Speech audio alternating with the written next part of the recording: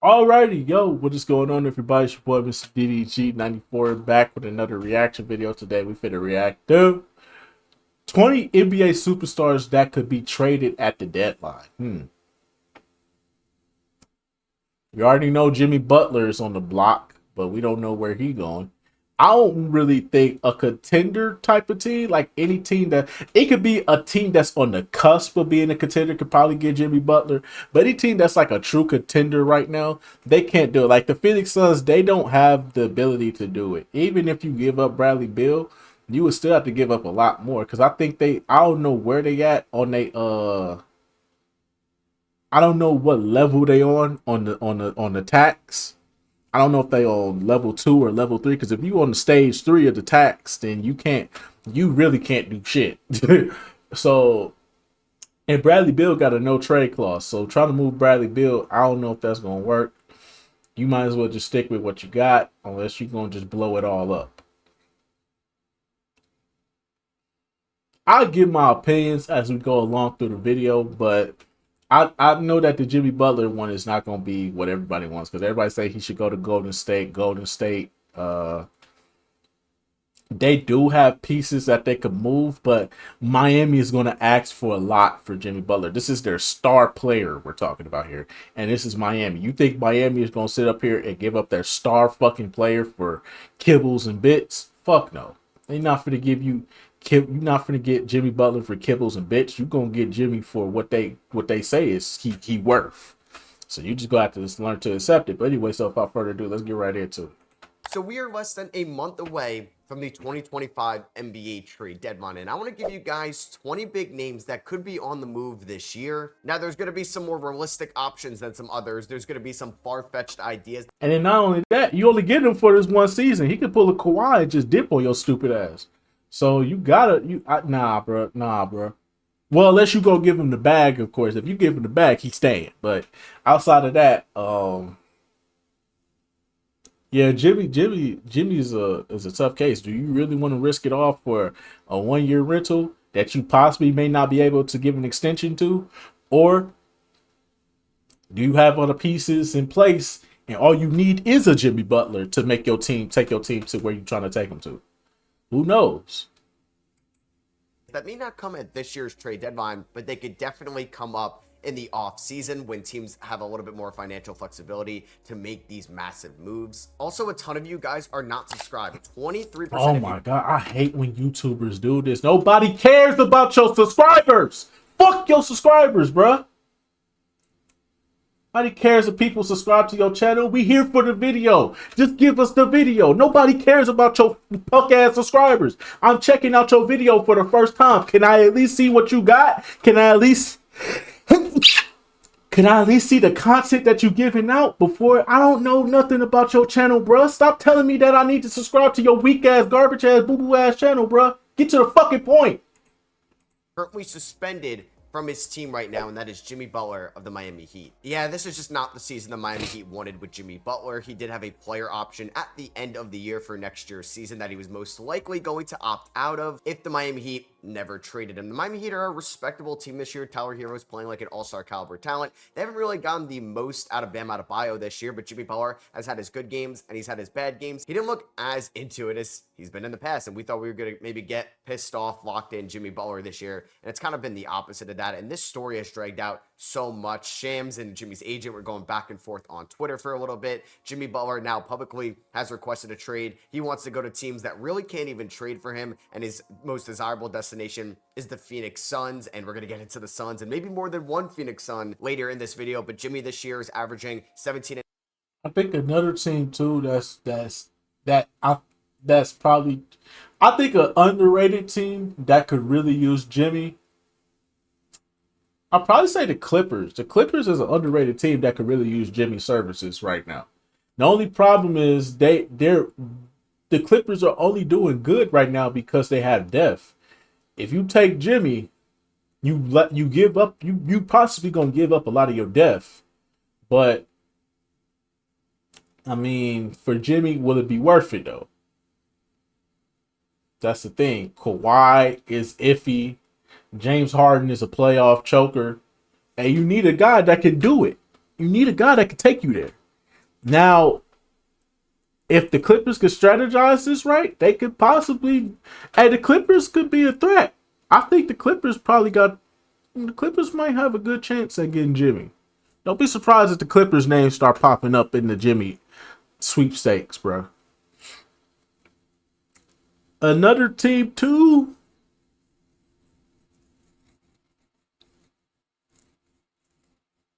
Another team that could possibly give up, that possibly may be able to give up little to nothing for Jimmy Butler is Memphis. Memphis is another team I think that can acquire Jimmy services. If we talking like contenders, I think Memphis probably got the best case because I think you could give up somebody like Desmond Bane for Jimmy, and it wouldn't affect your team in the slightest. You give up Desmond Bane, you give up a couple of draft picks, probably throw another bench player in there to get Jimmy. You might, bro. The Memphis Grizzlies might be a threat, dead ass. But anyway, so let's get back into this.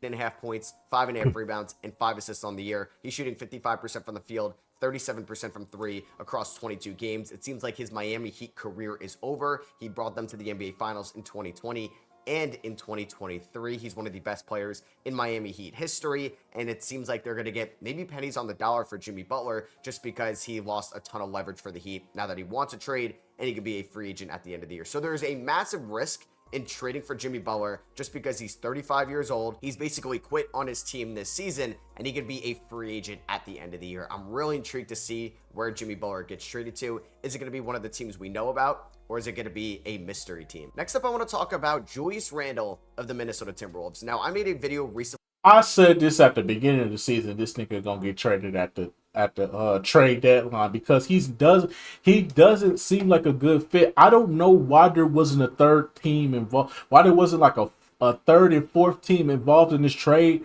so that way you could move Julius Randle somewhere else. Because you have Nazir Reed. You don't need a Julius Randle. You got a guy that can shoot. You got a guy that can defend. You got a guy that can play his role correctly. You have a Nazir Reed. What the fuck do you need a Julius Randle for? Now, granted, Nazir Reed is a big downgrade from Karl Anthony Towns, but he's more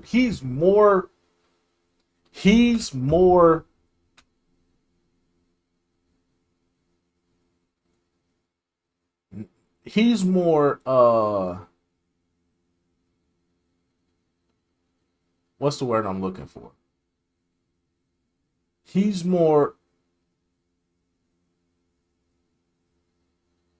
fits more into the team and the dynamic of what y'all trying to do than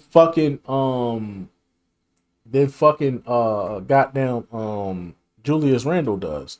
Julius Randle was a terrible fucking fit. Now, where can you send Julius Randle where he probably could do where his services could be needed? A team that needs a good power forward that can give him a good 20 to 25 points a game, power forward wise.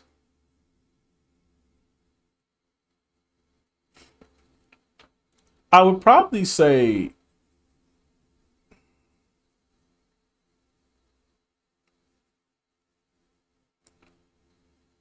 Golden State is a good look for Julius Randle if you can move Draymond, but they ain't gonna try to move Draymond. They gonna try to move fucking Kuminga or fucking Andrew Wiggins and try to get Julius Randle, which would be stupid.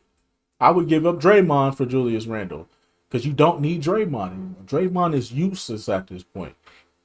Draymond is an average defender. He's not the great defender that he was back in the 2010s. In the 2020s, he's become an average defender at best. He's not a bad defender. He's just average. He's still good for what he is. He's still a good defender for what he is. But offensively, he can't do jack diddly squat for you. You need a guy that's going to give you at least 12 to 15 points. to go along with that defense. That's why I keep saying they should have gave up.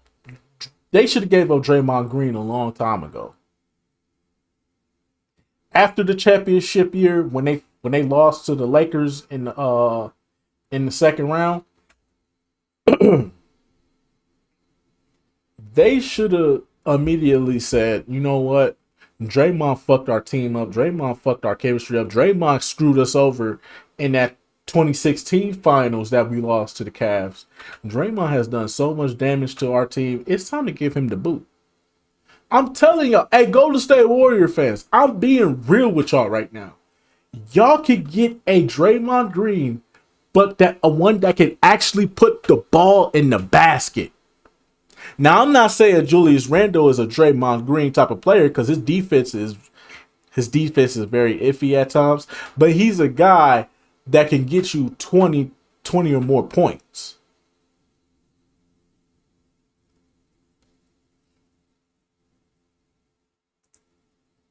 I'm pretty sure the more he gets acclimated into the system, he'll become a better defender. I guarantee you that's what probably could happen as time goes on. I think he'll become a better defender under y'all system. Because, like I said, he would benefit more being on the Golden State Warriors than he would on the Minnesota Timberwolves. That's my personal opinion. On the channel talking about the Minnesota Timberwolves financial situation, what they could do to improve this team around Anthony Edwards. And I think all roads lead back to trading Julius Randle if they are serious about going all in this year, because they can't trade Rudy Gobert. Naz Reid is a free agent at the end of the year, so that may hurt his value a little bit. But like Naz Reid, Julius Randle has a player option at the end of the year, and he can become a free agent as well. He's making more money, though, this year, so it's easier to put him in a larger deal. He's making $33 million this year. He has a $30 million player option for next year. His numbers have dropped from 24 points per game with the Knicks last year to 19.5 points per game this year. The efficiency has actually gone up, but you're seeing at times he just doesn't seem as interested on the defensive side of the floor. He misses assignments, and there's multiple times a game where he's just taking plays off on the defensive end of the floor, especially if things are not going well for him offensively. He doesn't switch well. And I do wonder if Minnesota is going to think about trading Julius Randle at this year's deadline. Now, Randle, who does have a player option at the end of the year, is still a good player, and I think a team could take a chance on Randle either as a number 2 or number 3, or just to shed off some larger salary in the long term to get Julius Randle's potential expiring contract at the end of the year. So I think Minnesota, if they're going to make a big move at this deadline, it's going to be involving Julius Randle, in my opinion. Another player I want to talk about that's making massive money that could be a free agent at the end of the year because he does have a team option is Fred VanVleet of the Houston Rockets. Fred VanVleet has a $44 million Yeah, Fred VanVleet has been a big fucking letdown. You know, last year he was pretty solid in Houston, but this year he has been a big fucking letdown. I don't know what's going on with Fred VanVleet because he used to be a pretty solid player, bro. I always said after Kawhi left the Raptors, he was their best player. Like Siakam was not their best player. It was really Fred VanVleet. Kyle Lowry has always been 2 packs of ass. And fucking who else do they have on that team that was still on there? OG Anunoby, he's really just a 3-and-D guy.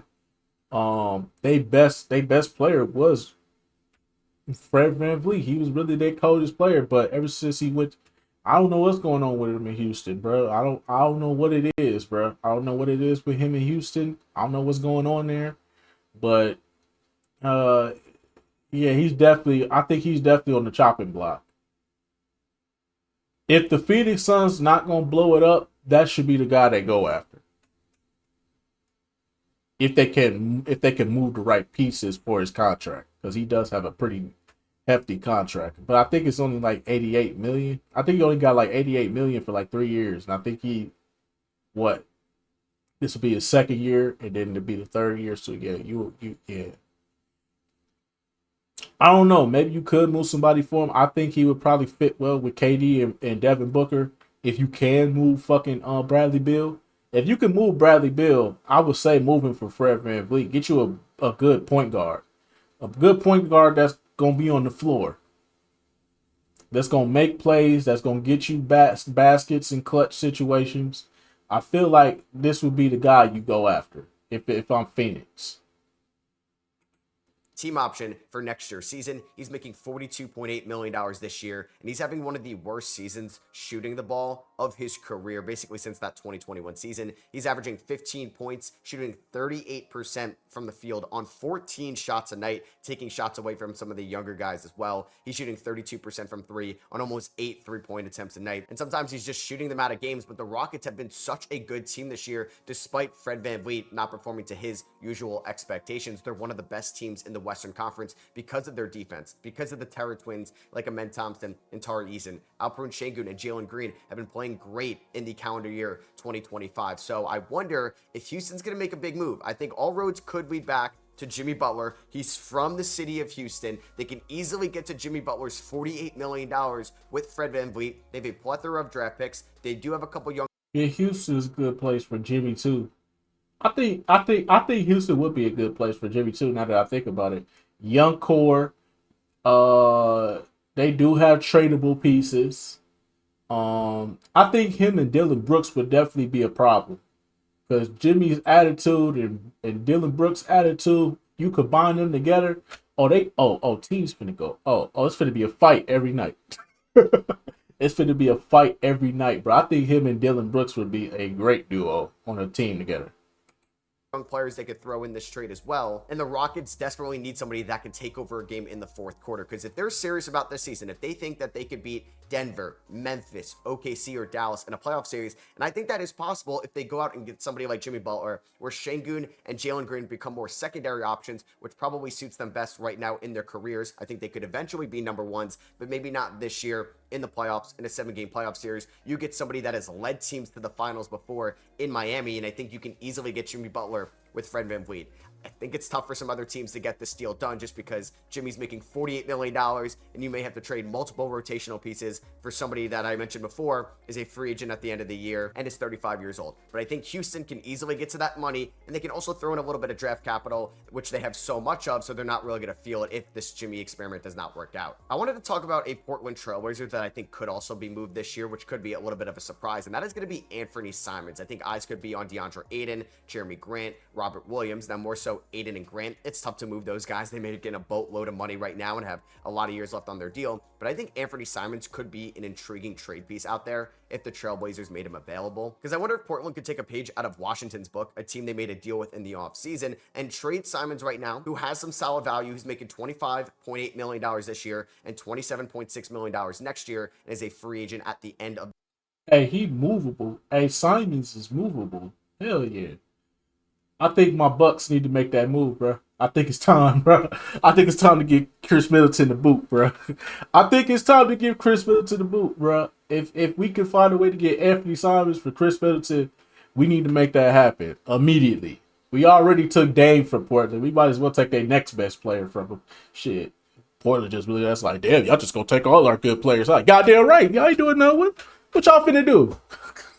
Y'all ain't done nothing in years. We try to win a championship now. We got superstars on our team. Y'all ain't got nobody, man. Give us the players, man. Come over here. Run that Anthony Simons. We'll give you Chris Middleton. Good luck with our leftovers, okay? The 2026 season, and he's been a good three-point shooter for most of his career. He's shooting 38% from three during his 7-year career, shooting 36% from three this year on 8 attempts per game. He's somebody that can keep you in games with his microwave scoring, and that could be encouraging to a team that is trying to win right now. That could add some shooting, like teams like Orlando, the Clippers, Houston. These are good teams right now, but they do lack the shooting overall as a squad. So they could look to add Anthony Simons. He could be a surprise name if he became available. And I wanted to have a Jazz or a Blazer in this video, and I ended up going with Anthony Simons out of those two teams. I think Lauri Markkanen would have been such an exciting trade piece if they didn't extend him, but since they did, they can't trade him this year at the deadline. That would come in the offseason, so I'm definitely going to talk about that at the end of the year because I think Markkanen could get moved, but I think eyes could be on Anthony Simons if the Blazers made him available. They're in this rebuild right now. They're really bad. They have a ton of guards, so I think they should capitalize on his value because he's been shooting the ball well this year. Speaking of shooting the ball well this year, gotta talk about Nikola Vucevic over there in Chicago. I mentioned it a ton of times that they want to probably move him, and he hasn't been moved yet, so that's making me think, does any team want to trade for Nikola Vucevic, who's averaging 20 points this year, 10 rebounds, 3 assists, and he's shooting 56% from the field and 43% from three, as well as 82% from the free throw line. And it's not like Vucevic got off to this crazy start and his numbers are a little bit inflated. No, over his last 17 games, he's averaging 20 and 10 on 54 and 41 splits. He's been an elite three-point shooter this year. He's making $20 million, and in today's NBA, that's not that much money to get to, and then he's making $21 million next year. Nikola Vucevic is 34 years old, but he just turned 34 years old the other month, so he's going to be 34 throughout the rest of this season, 35 next year. You know you're not getting a good defender. Once again, if Phoenix want to make a good move, if Phoenix is trying to make a move, because they need a big. I think Phoenix needs a big. They need a big that can put the ball in the basket, and I don't think Yusuf Nurkic is that guy. I think if they need a guy that's going to be a consistent double-double that can get, that's going to put a consistent double-double that's going to put 20 on the board every night, you need a Nikola Vucevic. So if they can make a move from Chicago, because I'm pretty sure Chicago is looking at all buyers right now. If you can move a Bradley Beal for a Nikola Vucevic and probably have to throw in Nurkic as well, which I think at this point it really don't matter. If that would be a good trade, in my personal opinion, move Bradley Beal to Chicago for Bradley Beal and Yusuf Nurkic to Chicago for Vucevic and probably a draft pick. That would be good. That would be real good because they will have some. They have something. They have something to trade in the offseason. The Bulls will have something to trade in the offseason for draft picks. I think it'll work out tremendously for the Bulls because I'm pretty sure they're not going to keep Bradley Beal in that contract. But if he could space the floor like this, why is it doing? He's been an elite three-point shooter this year. He's making $20 million, and in today's NBA, that's not that much money to get to, and then he's making $21 million next year. Nikola Vucevic is 34 years old, but he just turned 34 years old the other month, so he's going to be 34 throughout the rest of this season, 35 next year. You know you're not getting a good defender, but if he could space the floor like this, I think that should be an encouraging trade asset out there, and I think Chicago is going to eventually move him just because that contract's a little bit easier to move than the next guy we're going to talk about, and that guy is Zach LaVine, Nikola Vucevic's teammate over there in Chicago. This has been a perfect... If the script goes as planned, he's going to LA. If the script is in effect, he's going to LA. Remember that script I told y'all about last year? Y'all remember that script I told y'all about last year? That script where they go try to, the Lakers gonna struggle in the beginning, and then they gonna make a trade for Zach LaVine, and then all of a sudden they gonna turn into this. They gonna turn into like a 3-4 seed, a 3 or 4 seed in the West because of Zach LaVine, and then they gonna rig the playoffs for the Lakers and give LeBron one more ring so he can tie up with Kobe. They ain't gonna let him go past Jordan, but they'll tie him up with Kobe, and then LeBron go retire and go into the sunset. I'm telling y'all, bro. The script is real. The script is real. Year for the Bulls, and just the aspect that Nikola Vucevic and But is that the script that they read though? Zach LaVine are playing well, so they increase their trade value. But is there any market for these guys right now? I feel like they would have been moved. Chicago does not want to win these games because they have a top 10 protected first-round pick that goes to San Antonio. Zach LaVine is 29 years old. He's averaging 23.5 points this year, shooting 51% from the field and 44% from three. And if you look at Zach LaVine's last 13 games, he's averaging 27 points, 5 rebounds, 4.5 assists, shooting 53% from the field and 47% from three on 7 attempts a night. That could be such an advantage to a team trying to win it all this year that is looking for a secondary shot creator. But the big thing is Zach LaVine is making $43 million right now, $46 million next year, and then is a $48 million player option in 2027 when he's going to be around 31, 32 years old. And that's the big risk in trading for Zach LaVine. But if teams already have that highly paid secondary shot creator, like a team with the Denver Nuggets, we'll talk about somebody on that team in a little bit. But yeah, they can match that salary with Zach LaVine's and upgrade that role with their hopes of winning a championship this year. And I think Zach LaVine could be a good number 2 in the playoffs because he's shown that he could be efficient throughout pretty much his whole Chicago Bulls tenure as a high volume scorer. It's just the defense isn't great. He's had the injury concerns in the past, but he seems healthy. He's playing really good right now. Chicago's got to trade him. So I just hinted at the Denver Nugget I'll talk about, and that is Michael Porter Jr. It can't be Aaron Gordon. It can't be Jamal Murray. They signed contract extensions too late in the offseason to get moved this year. They're not trading Nikola Jokic. So all roads lead to, if they're making a big trade, they're moving Michael Porter Jr. They're getting good play out of Christian Brown this year. Russell Westbrook, shout out to what he's doing in Denver. Julian Strawther's giving them some decent minutes off the bench. And Michael Porter Jr. has still been good this year. 19 points, 6.5 rebounds, shooting 52% from the field and 41% from three. But if Denver feels like they need to upgrade that role, because you can't trade Murray, you can't trade Gordon, he's 26 years old. Porter Jr. should have some trade value on the open market, even though he's not a good playmaker. He's not the best defender in the world, but he's an elite shooter. He's 6'10", and I would be really intrigued to see Michael Porter Jr. turn into a number 2 or number 1 option on a team where he could just go from 14 shots a night, which pretty much is around the range in his career, to taking 17, 18 shots a night, because I think Michael Porter Jr. could average 25 points per game on good efficiency on a different team. But Denver, for what they're trying to optimize right now with this version of Nikola Jokic, they could look to trade Michael Porter Jr. And I think if they're trying to go all in this year and want to make a big move, he's the only guy they can really trade. All right, so let's talk about our first. I wonder what his contract is, though. What's the numbers on his contract? Because if the numbers on his contract are like low, you could move him. You could move him to somewhere like New Orleans. You could move him somewhere to New Orleans and try to get Brandon Ingram, probably. I think that'd be a good. I think Brandon Ingram would be a good fit in Denver, realistically.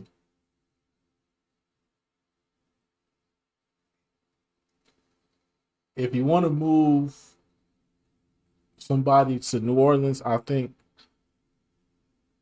Michael Porter Jr. would fit well in New Orleans because he'll pretty much have full control.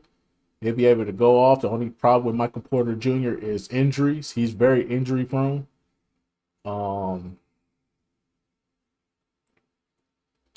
But if you could move him for Brandon Ingram, that'd be a good fit. That'd be a good trade, straight up. Brandon Ingram for Michael Porter Jr. will actually be a good trade. Phoenix Sun, where I'm going to talk about multiple ones in this video. So we'll talk about Bradley Beal. And this guy, it's so funny, the talks and discourse around Bradley Beal as a trade piece, because Bradley Beal has a no trade clause. Him and LeBron James are the only players in the NBA that have a no trade clause. So you need Bradley Beal to sign off wherever you want to move him. And no, yeah, he has arguably the worst contract in the NBA. $50 million this year. $53 million next year, and has a player option in 2027 of $57 million. Yeah, that's the only kicker, though, that contract. Nobody wants to take on that contract. Like I said, if there was a team that could take on that contract, it would be Chicago. Chicago probably take that on. If they was willing to move Nikola Vucevic. If they were willing to move Nikola Vucevic and tank for the rest of the season, Bradley Beal should be the guy they go after. And then, like I said, during the draft, like in the off season, when the off season come around before the draft, you could make a couple moves to get Bradley Beal to fuck up out of town, and you could make a move to get a trade because Bradley Beal only have 2 years left on that contract at that point.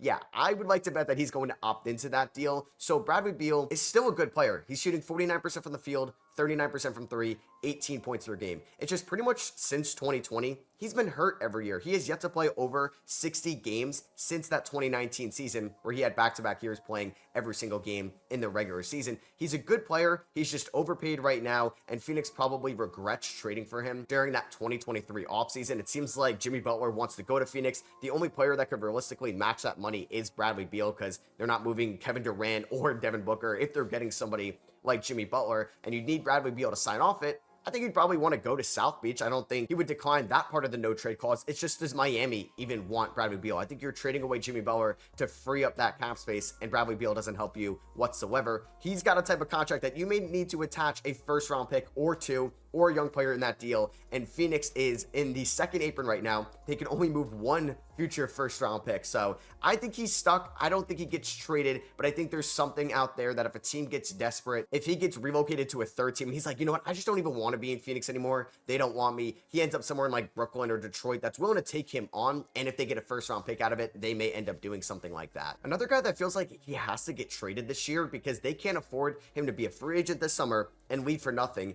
is 27-year-old Brandon Ingram of the New Orleans Pelicans. BI this year has been banged up, unfortunately. Throughout his first 18 games, he averaged 22 points, 5.5 rebounds, 5.5 assists, shooting 46% from the field, 37% from three, and 85% from the line, and kind of looked like what he was in that 2023 season, where he was so good for New Orleans. He was getting triple doubles left and right to end that regular season. Last year, it felt like he took a step back, even though he was healthier for the Pelicans, and it just seems like Ingram has been dealing with injuries basically since his rookie season. He hasn't played over 64 games since that year and has had multiple injuries pretty much every regular season since, but he's still a great scorer in the half court. He can get to the spots he wants. He's turned into a very good playmaker at 6'8", at the small forward position, and I think he would have a good trade market. You just got to get that wink that he would sign an extension in the offseason, similar to what the Knicks had with OG Anunoby or what the Pacers had with Pascal Siakam. So there's definitely some risk in trading for Brandon Ingram, but I think if you can get him for a little bit less than what his normal value would be, because he's going to be a free agent at the end of the year, I would do so. I would love to see a team like Detroit go after Brandon Ingram, pair him up with Cade Cunningham over there, but I feel like New Orleans needs to trade him right now, because if they don't, that is a big fumble. They're not making the playoffs this year, and you need to get some assets in return.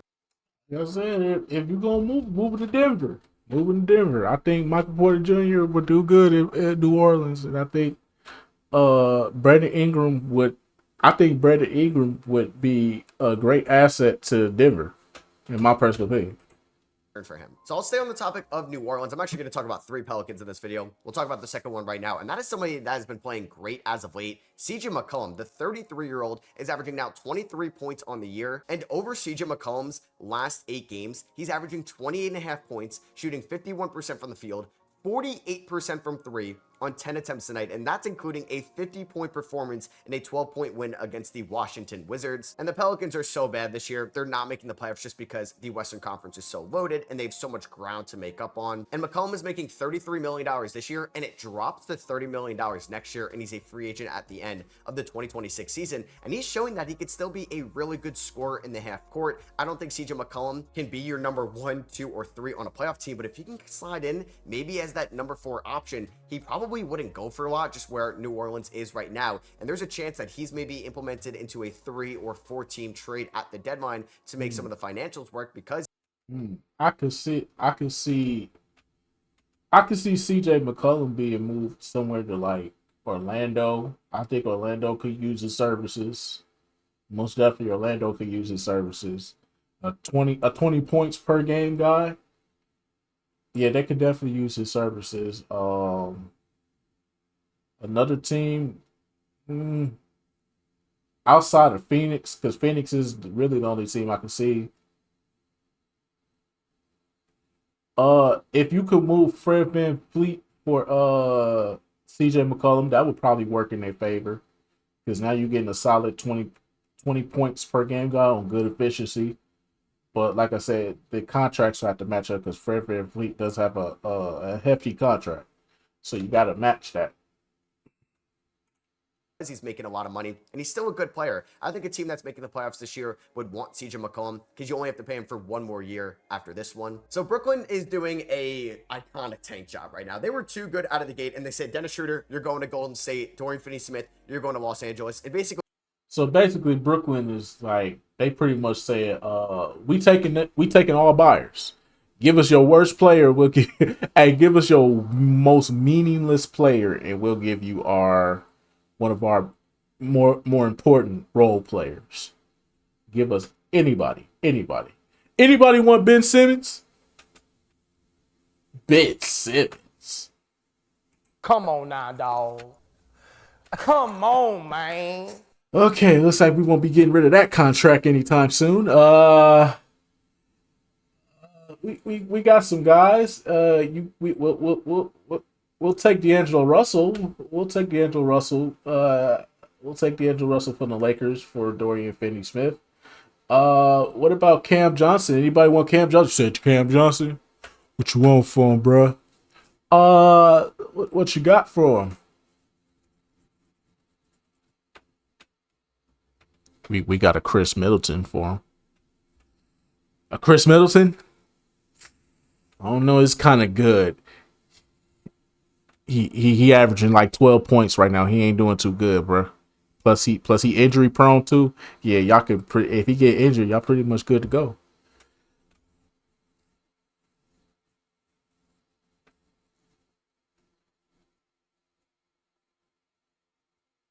We'll take him. My man. Hey. I'll take a Cam Johnson over Chris Middleton, bro. Hey, Chris Middleton got to go, bro. I'm sorry. Chris Middleton got to go. I bet yeah, we could possibly move just Bobby for Cam Johnson. I'm pretty sure that Brooklyn Nets don't want that much for him because they tanking right now. They trying to get that Cooper flag. They trying to get Cooper flag by any means necessary. So if that's the case, I mean, you could take Bobby. We'll even throw in Boo Champ for you. No. That's too much. That's too much good right there. That's too much good right there. How much you want for Cam Thomas? I know somebody gonna need a Cam Thomas. Everybody is hurt right now, but Cam Johnson is probably the one Brooklyn Net that is guaranteed to get traded this year, because the Nets would be very silly not to sell high on him, because he had a down year last year, fresh off that contract extension. Now that Mikal Bridges got traded to the Knicks, Cam Johnson, through 32 games, averaging 19.5 points, shooting 49% from the field, 43% from three, 90% from the free throw line. Basically has career highs across the board, and his efficiency has increased with the volume, which is great to see. He's dealing with an ankle injury right now, and if teams don't think that's a super serious one, he's going to easily get traded at this year's deadline, and it's probably going to be one of the more enticing trade assets, just because he's making $22.5 million this year, $20 million next year, and then back up to $22.5 million in 2027. So he's under contract for the next 2.5 years. So it's not like you have to now overpay for him because he's playing the best basketball he has of his career. You get him at a great market price, and Brooklyn wants to trade him. They want to tank. They want to lose more games. And I think a ton of teams should be calling Brooklyn to trade for Cam Johnson. And a team that Cam Johnson could end up going to, the Golden State Warriors. And the first one I want to talk about on that team, because we'll talk about multiple, Jonathan Kuminga, who's a restricted free agent at the end of the year. It's not the year that... So you're giving up one... So you're giving up the one player for the same player, okay? Make it make sense, bro, because they both young. So you basically trading for the same player. Granted, Kuminga got a better upside, but still, you're trading for the same player. It wouldn't make sense on either team part because you're trading for the same player. Even though Kuminga got a higher upside than Cam Johnson do. Warriors fans and maybe the ownership would have liked for Jonathan Kuminga based off what he did last year, but Kuminga has been playing better over the last few weeks, because Jonathan Kuminga's last 14 games, he's averaging 20.5 points, shooting 48% from the field, and a very encouraging 40% from three, 6 rebounds, 2.5 assists. He's currently dealing with an ankle injury right now, so maybe they do ankle injury for ankle injury. Kuminga goes to Brooklyn, Cam Johnson goes to Golden State, but he's definitely recouped some of that trade value that maybe he lost at the beginning of the year. It's a wild card that he is a restricted free agent at the end of the year, which I don't think would deter teams for trading for Kuminga, because you can get it back on the restricted contract. You just got to match whatever team offers him a deal that he accepts, so you don't really have any risk of losing him. It's just the idea is, if Golden State wants to trade him for Cam Johnson right now, optimize the Curry era, or do they feel like he's 22 years old, we want to pay Jonathan Kuminga, and he's going to be the contingency plan once Curry eventually retires? Because the other Warrior that I'm going to mention in this video, Andrew Wiggins. And the reason why I'm talking about Andrew Wiggins instead of Draymond Green is because Draymond Green is not... And homie was out of bounds. State, but Wiggins is... Hell no, homie was out of bounds when he picked that ball up. $28 million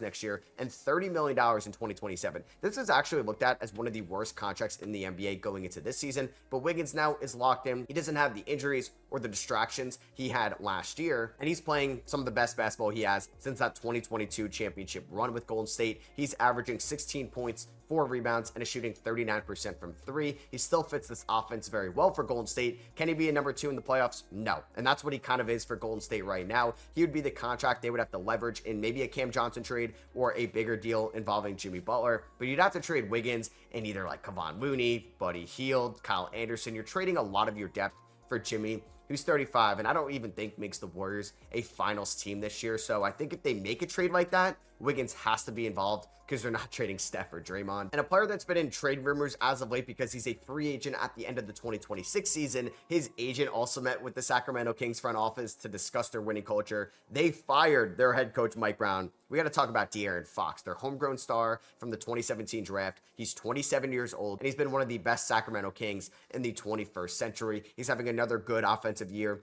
27 points per game, 5 rebounds, 6 assists. They is not going to trade De'Aaron Fox. They's not going to do that, bro.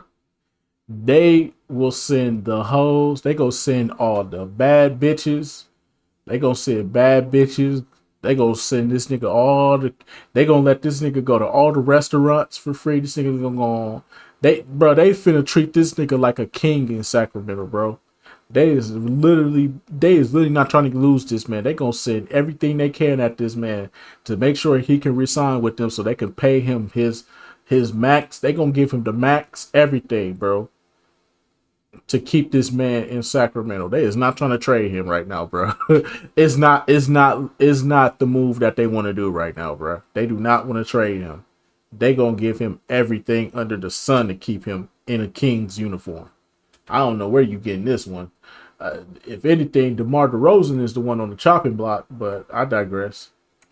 Assist, 48% from the field, 80% from the free throw line. But the Kings right now are 19-19. They're ninth in the Western Conference. Their net rating shows that they should be better than what their record is right now. They've been a little bit unlucky due to opponents shooting very well against them. Now, this hasn't been the start that the Sacramento Kings wanted, and they fired Mike Brown. They've been on a nice winning streak as of late. They've won 6 games at the moment I'm recording this. But if De'Aaron Fox hints that he's going to test free agency in the summer of 2026, you're going to lose a lot of value if you trade him maybe in the offseason or more so next year at the deadline. So you can get the most for De'Aaron Fox right now if he did hint at you guys that he will test free agency, and then you're running the risk of losing him for nothing, which is the worst case scenario. So you could optimize Fox's value right now. You can get an absolute haul for him, so he's somebody to definitely keep an eye on. But let's say the Kings don't want to trade De'Aaron Fox, but they want to get a big name, and they have to attach a decent sized salary. So they could move Kevin Huerter. Would they move Keegan Murray? We'll see. They're not moving Domantas Sabonis, but I think a guy we could look at is DeMar DeRozan, who they did sign in the offseason. He's having a fine scoring year, 21 points, 4 rebounds, 4 assists, and is shooting 48% from the field.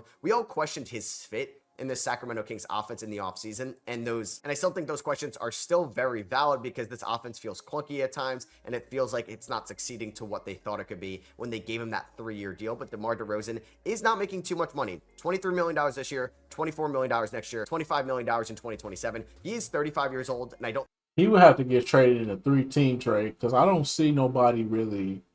There's a lot of players that match what he brings to a team. There's a lot of players that can match that and can do it on a way better level come playoff time. But it had to be like a 3-team trade because no good team would pick. Well, I don't think no good team would really pick him up. Probably the Clippers. I don't know if the Clippers got the assets to get a DeMar DeRozan. I'm pretty sure they might do it. But outside of the Clippers, I don't think nobody else would go after him. He could get traded for Brandon Ingram. That would work, but it had to be a 3-team trade. I don't know. That would probably be the only 2-team trade I could see him going for, because New Orleans would definitely take him on. I guess they would take him on in his contract, but I'm pretty sure they will move him when the time fit. When they see an opening, they're gonna take that chance and they're gonna move him. But it's gonna be a 3-team trade. I don't think no contending team is gonna pick up DeMar DeRozan. Like not even a mid-level team. I don't even think a team like fucking Indiana would pick up DeMar DeRozan. So he would have to go to a tanking team or a team where he could put asses in seats, but to watch him, but the points in the stats don't mean anything. So that's just me though.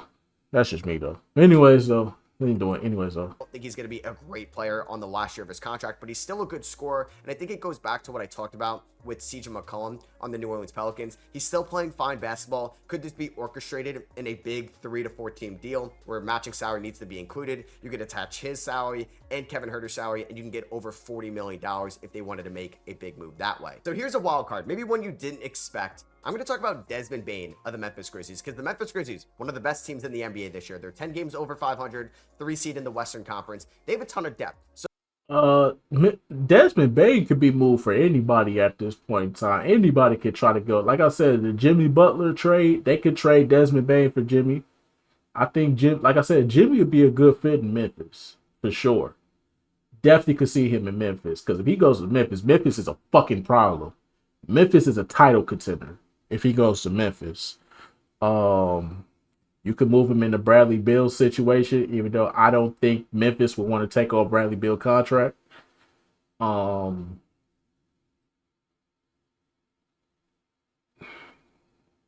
you could move him in a lot of places, bro. Desmond Bain is very movable. Maybe they trade Desmond Bain for Michael Porter Jr. to the Denver Nuggets. Maybe that works in both team favor. Maybe that's Desmond Bain being on the Denver Nuggets would benefit him more than being on the Grizzlies, or maybe Michael Porter Jr. would benefit more on the Memphis Grizzlies than he would on the Denver Nuggets. You know what I'm saying?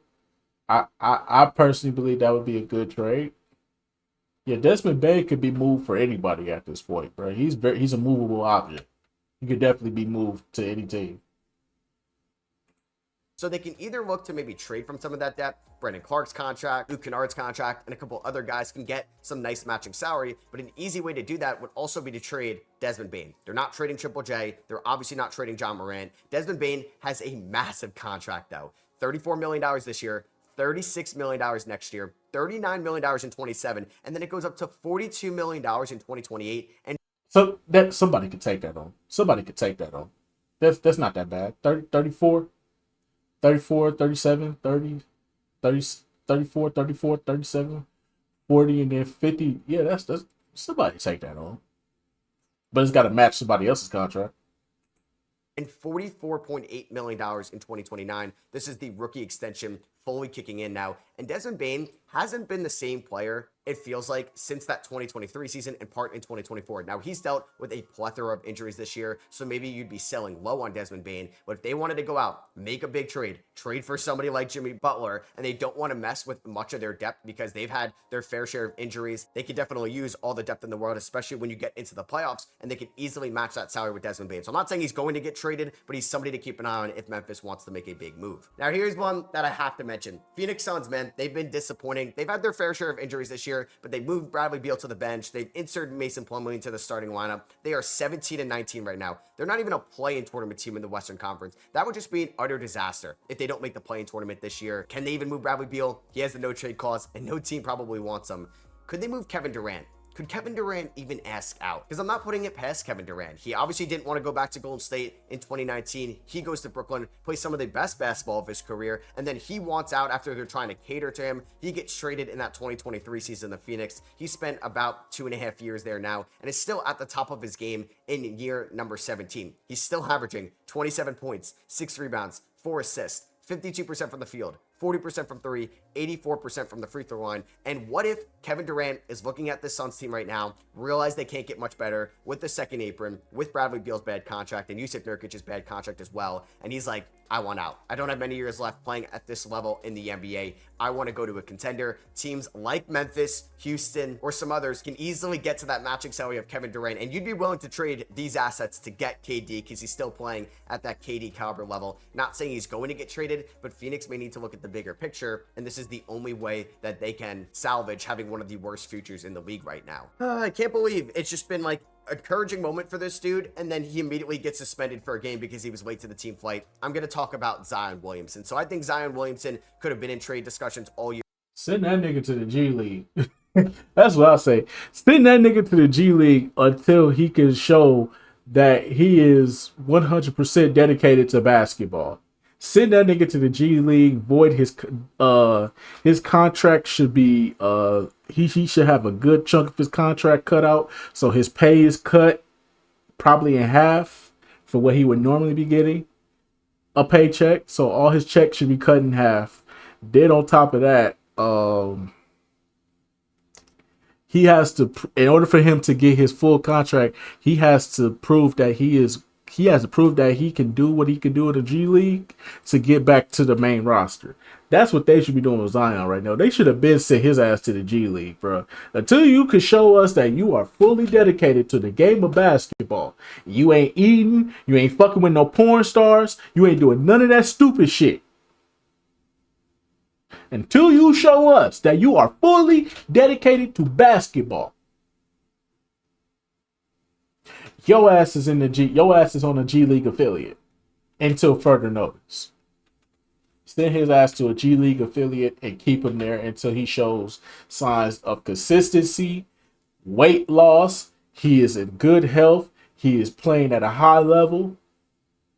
I would say you would have to probably do it for like 15 games, then bring him back up. Yeah, 15 games in the G League would do him justice. I think 15 games in the G League would be what you want him to do. You're going to have to play good basketball in the G League. If you are showing signs of a decline, or you are showing signs that you ain't taking care of your body, you're not staying healthy, you gonna stay in the G League until further notice. You got 15 games. If you can't make it through 15 games in the G League, you gonna stay in the G League. Point blank period. And the G League season is a little longer than the NBA. I think it's shorter than the NBA season. Either it's shorter or it's longer than the NBA season. I don't know. But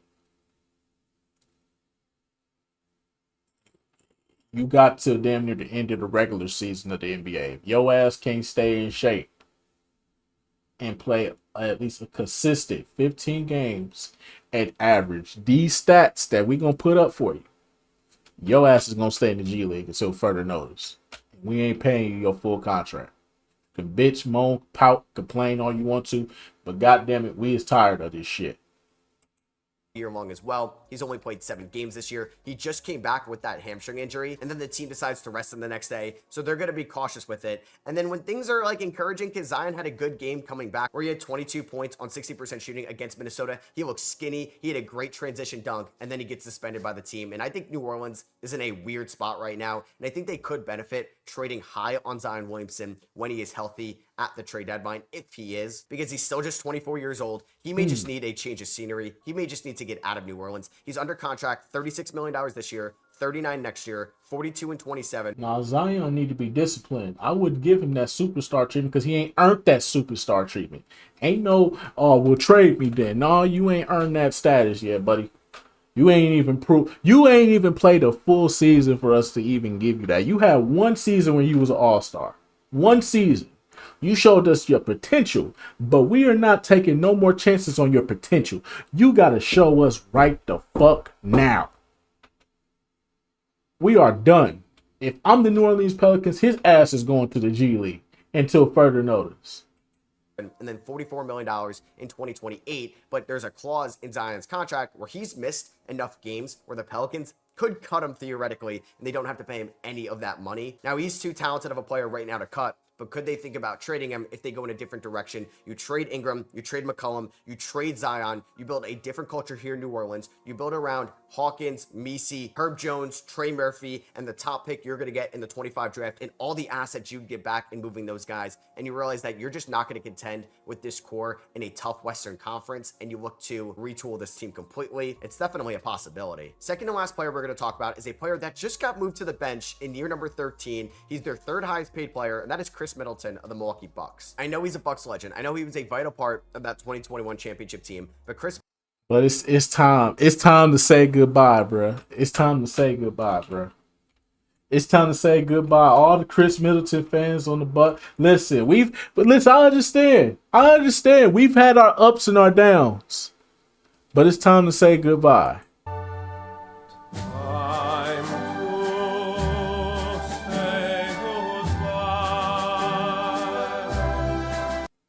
It's time to say goodbye, bro. It's time to say goodbye, bro.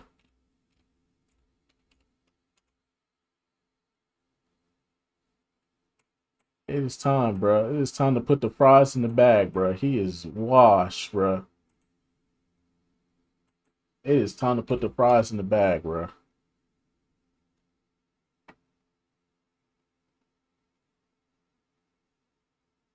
Outstanding. God damn it. I played the wrong one. God damn it. It's time to put the fries in the bag, bro. It's time to put the fries in the bag, bro. You're done. You're washed.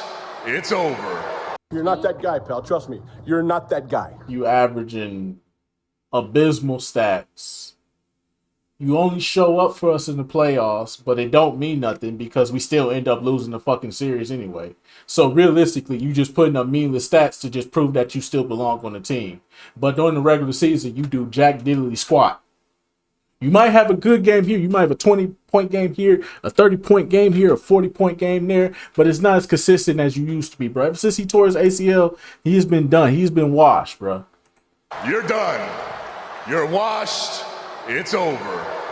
I'm gonna have to play it, man. I'm gonna have to play. Hold on, I'm gonna have to play it. I gotta play it, bro. You gotta go, bro. It's time. It's time to put the. Hey, Milwaukee Bucks fans, it's time to accept the fate, bro. It's time to accept it, bro.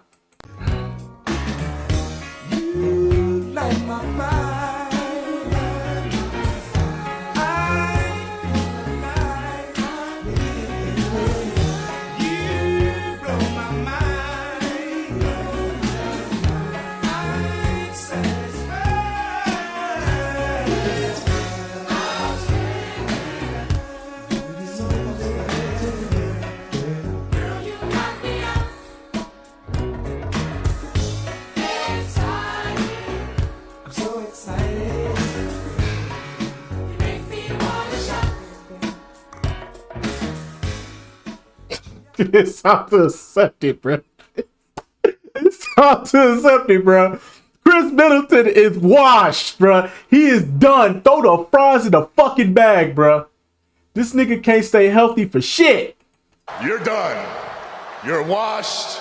It's over. He is done, bro. Chris Middleton is done. Throw the fries in the bag, bro. It is done, bro. It's over with.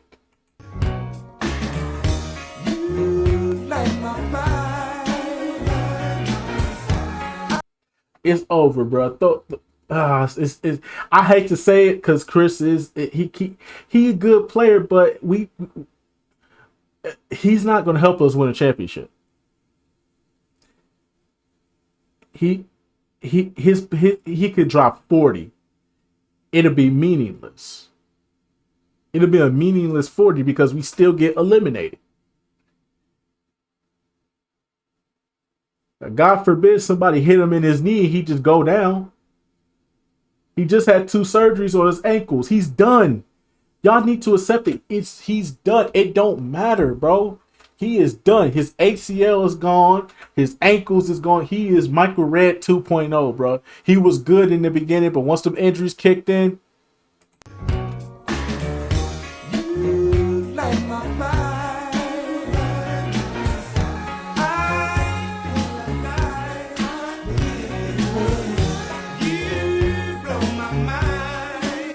I'm sorry, but he's done.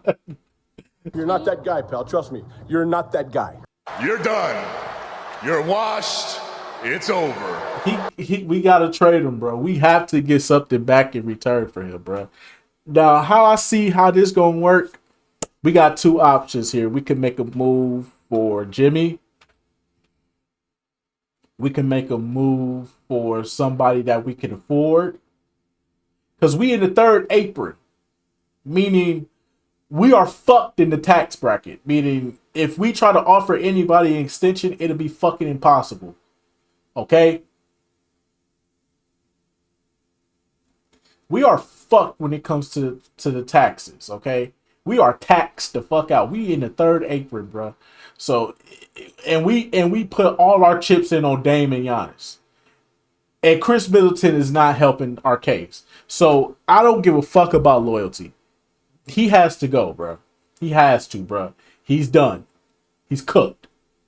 Them ankles cooked. Them knees cooked. He's averaging 12 points right now.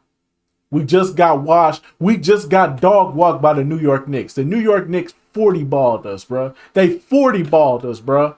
The New York Knicks just 40 balled us, bro. And they got their ass whooped last night by the goddamn Pistons. How the fuck do the Pistons put up a better fight than we do? How we get blown out by the Knicks, but the Pistons did a better job against the Knicks than we did? Actually fucking won. We need help, bro. We need somebody offensively, bro. Bro, where we are offensively right now, bro. I fucking hate this mouse. Fucking mouse, bro. That's for this goddamn mouse, man. This goddamn mouse is washed.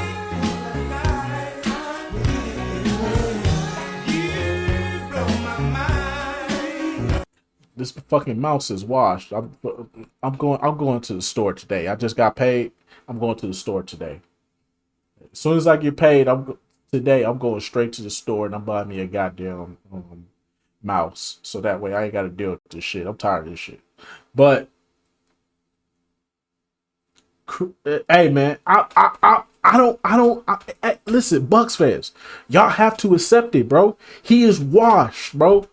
We are capped right now offensively, our cap right now defensively.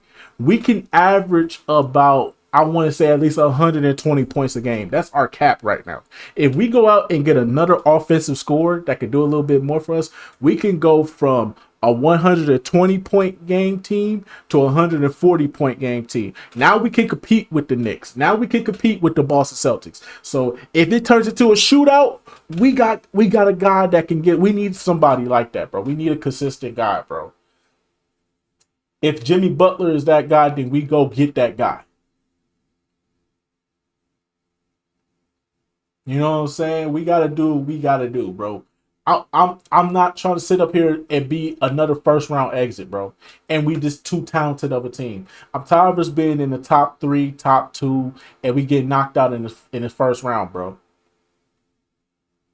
We was the best team in 2023. We got knocked out by a play-in team. We was the 3rd best team last year. We got knocked out by a 6 seed. We cannot go through this every fucking year, bro.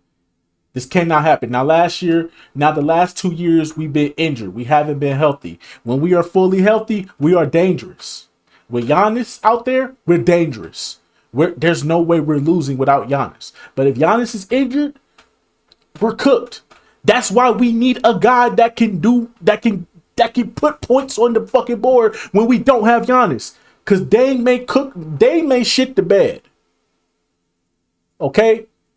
Dame is a guy I could trust in the clutch, but can I trust him for a full game? I don't know. Dame has been very iffy since he's been in the Bucks uniform. He's not that same guy he was in Portland. It's starting up for Dame too.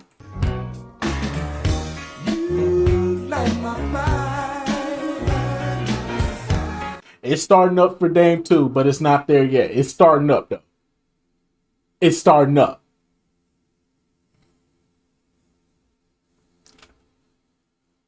Listen, if we gonna make a move, it's gonna have to be a 3-team trade. We gonna have to make a move. Maybe we make a 3-team trade, we go ahead and get Zach LaVine. We get Zach LaVine just as good as, just if anything, better than fucking Chris Middleton. Anything at this point is better than Chris Middleton. Anything is better than Chris Middleton right now. Okay? Zach LaVine, Jimmy Butler, fucking CJ McCollum. Anything is better than Chris Middleton right now. Chris Middleton in 2022, nobody is touching that guy. Nobody. Zach LaVine's not touching that guy. Nobody's touching that guy. But once he got that ACL tear, he's been cooked. Okay? He can have a 40-point game in the playoffs. It don't mean shit. We still get eliminated.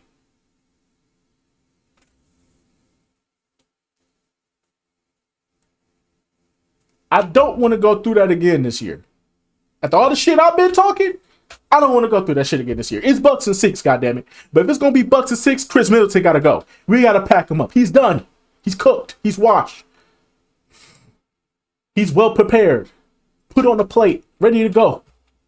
Get him up out of here, bruh. 3-team trade. If we can make a 3-team trade and try to get Jimmy from Miami, let's do that. If we can get Brandon Ingram, let's do that. If we can get Michael Porter Jr., let's do that. Anybody is better than Chris Middleton right now. We need young, we need consistent, we need healthy. I don't need a guy that's going to be in and out the fucking lineup, bruh. I don't need a guy that's going to be in and out the lineup. The guy smoked a floater When we was playing against the Bulls, he smoked a floater that would have won us the game. And you were wide open on top of that. How do you smoke a floater? He's cooked, man. He's washed. How do y'all not see the signs? Y'all just banking off the memories, bro. He's been with us for a long time, and he's been very consistent, bro. He's been very good and consistent for a long time, and we feel like if we give him up because we don't want to live in that same shit, because y'all afraid to live in that same shadow with the Drew Holiday shit. Oh, y'all should have never gave up Drew Holiday. If y'all would have never gave up Drew Holiday, y'all probably would have been the champions by now. Drew Holiday can't put points on the fucking board. Drew Holiday is in a good system. That's why he looks so good. Put him back in our system. He's gonna expose, he's gonna show himself again. He's not all he's meant to be. He's just in a he's in a better fucking system. That's all it is. Bucks fans, it is time to let this man go. He is cooked. He is washed. If we could get Jimmy, let's go get Jimmy.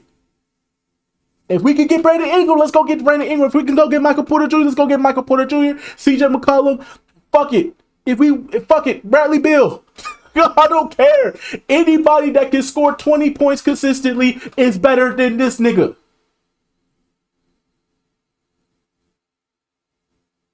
He can't do it. He can't do what he could do in 2022.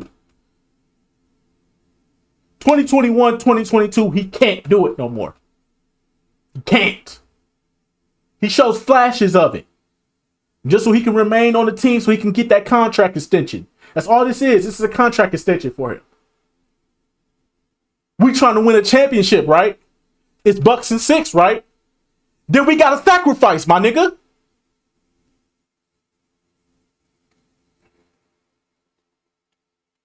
Damn. He gotta go. Gotta go. Point blank period. He gotta go.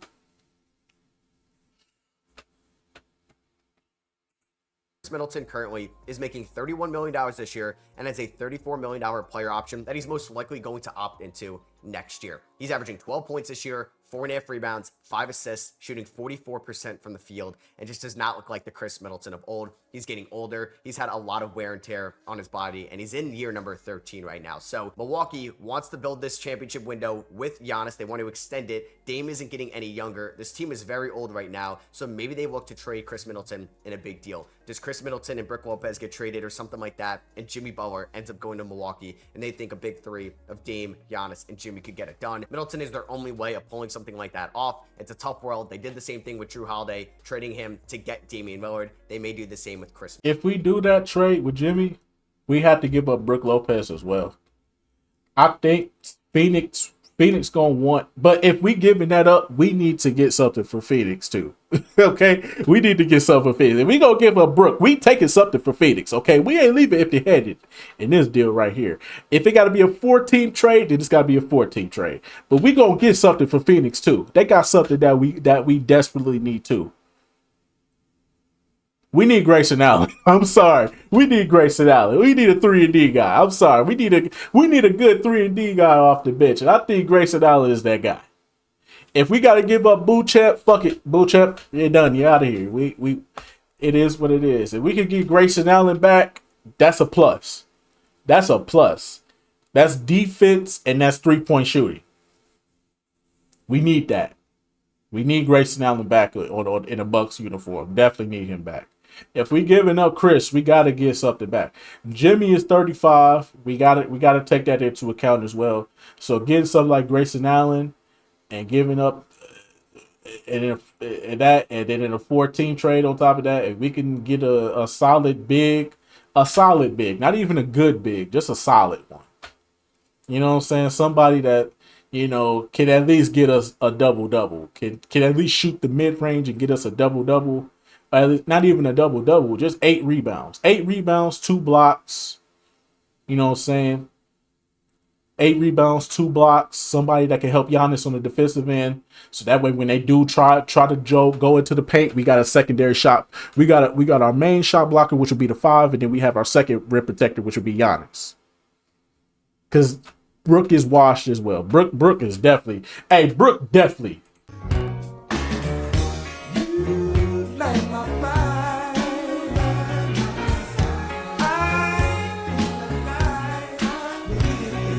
Brook is definitely up there, bro. That's all to let Brook go to. Hey, Brook, pack that nigga up too. Brook, get the fuck out of here, bro.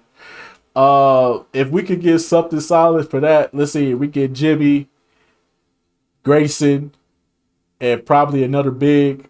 Because I'm pretty sure Phoenix is gonna take Brook with Phoenix is gonna take Brook regardless. They gonna take Brook. Budenholzer is there, so they gonna take Brook. They can have him. Okay, they need a center anyway. He ain't gonna get you no rebounds, but he can spread the floor. So there's that. So now the paint is opened up, so KD and Booker can go to work. So that would actually help Phoenix in the long run because you got a 5 that can spread the floor. And you need that. He's slow. Can't really do nothing for you on the rebounding. So if you need somebody for rebounding, might have to look at somebody like Bo. I don't know.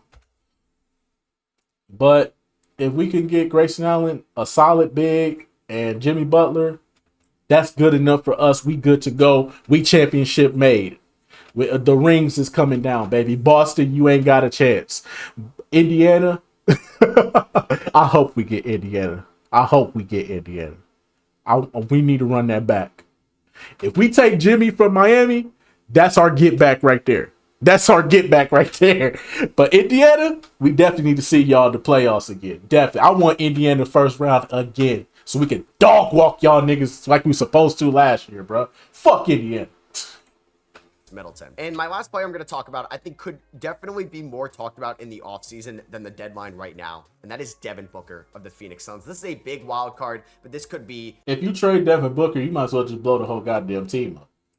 One of the only outs Phoenix may have, because Devin Booker probably has the double amount of trade value than Kevin Durant would have. Now, Devin Booker is having arguably the worst year of his star career, shooting career lows 42% from the field, 32% from 3, and is averaging 24 points per game, the lowest since his sophomore year when he was 20 years old back in 2017. He is averaging a career high in assists though, but is taking a step back as one of the top scorers on this team, and that's all Kevin Durant this year. He's played 31 games. He's been healthy. He's 28 years old. He signed a massive extension with the Suns a couple off seasons ago, where he's making $49 this year, $53 million next year, and then it goes to $57 million in 2027 and $61 million in 2028. So he's under contract, but you'd be able to get a haul for Devin Booker and what his resume has shown so far. And Houston owns your first round picks in the future. Could that be a destination where you get all your first round picks back? Maybe it's a top pick in this draft if they don't make the playoffs and it goes up in the lottery. And obviously Houston has some enticing young assets as well. I think this is a more likely deal that happens in the offseason if it were to happen, but it's definitely something to keep an eye on because the Phoenix Suns need to do something, because I don't think moving Jusuf Nurkic is really going to do anything for your championship window this year. So that is going to be for me. I hope you guys did enjoy this video. If you did, I'd appreciate you dropping a thumbs up. Let me know about some of the names that you didn't expect to hear in this video down below, or maybe some of the names where you think, all right. It is what it is, bro. But anyways, let's just go about doing for this one, bro. Hey, bro, the Bucks need to make a move, bro. We need to get rid of Brook. We need to get rid of Chris. If we gotta throw Bobby in there, we gotta throw Bobby in there. It is what it is. Me personally, I don't want to throw Bobby in there. I don't want to. He's still of use. Maybe not on the defensive end, but offensively, he's still of use. Okay? He's better than Chris Middleton. Let's just say that right now. He's way more valuable than Chris Middleton at this point. Because the one thing we can't say about Bob, you can say all you want to about Bobby, but the one thing you can't say is this.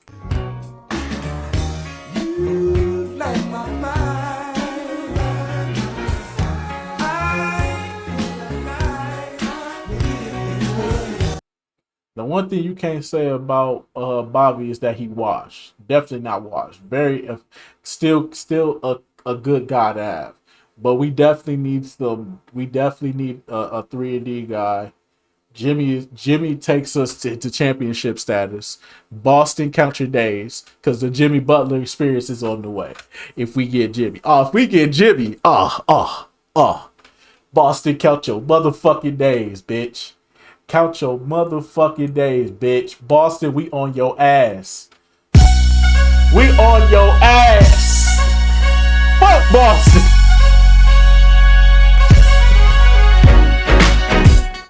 Because Jimmy's 40 actually can get you in. Because Jimmy's 40 can get you to the next round. If Jimmy put up 40, he can get you to the next round. If Chris give you 40, it don't mean a goddamn thing. It just means you just holding off the inevitable. And that's facts. I don't care what anybody say. But anyway, so that's just gonna about do it for this one. I'll see y'all next video. Tell me what y'all think down below in the comment section. I'll get back to you till then. Peace out.